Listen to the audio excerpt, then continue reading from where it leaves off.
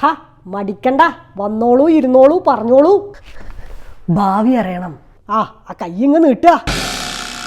ആ കല്യാണം കഴിച്ചിട്ടില്ല അല്ലേ? അതൊക്കെ കാണാൻ പറ്റുമോ? കാണുന്നില്ല, കണ്ടിട്ട് വേണ്ട പറയാൻ. മാഞ്ഞിരിക്കണോ? അയ്യോ, ഇതിനൊരു പ്രതിവിധി? പൊങ്ങിക്കിടക്കണ സാധനം തൊടാതിരിക്കുക, അത് തന്നെ പ്രതിവിധി.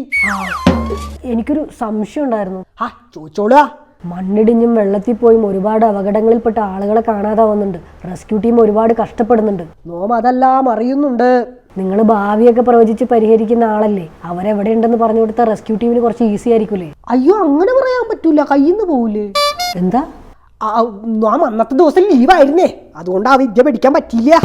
വിശ്വാസികളുടെ വിശ്വാസം വിറ്റ് ജീവിക്കാൻ ഇപ്പൊ നല്ല മാർക്കറ്റാണല്ലേ. നോമിന്റെ അടുത്ത് വരുന്നവര് എന്തെങ്കിലും പ്രശ്നങ്ങളുള്ളവരാ, അല്ലാത്ത ആരും വരാറില്ല. നോം എന്താണോ എഴുതി കൊടുക്കുന്നത് അത് കണ്ണുമടച്ച് വിശ്വസിച്ച് എന്താണ് ഏതാണെന്ന് പോലും ചോദിക്കാത്തത് ഈ ഒരു കൂട്ടർ മാത്രമേ ഉള്ളൂ. അവർക്ക് സാറ്റിസ്ഫാക്ഷൻ കിട്ടും, നോമിന് ആവശ്യം കിട്ടും. ഇതിലിപ്പോൾ എന്താണ്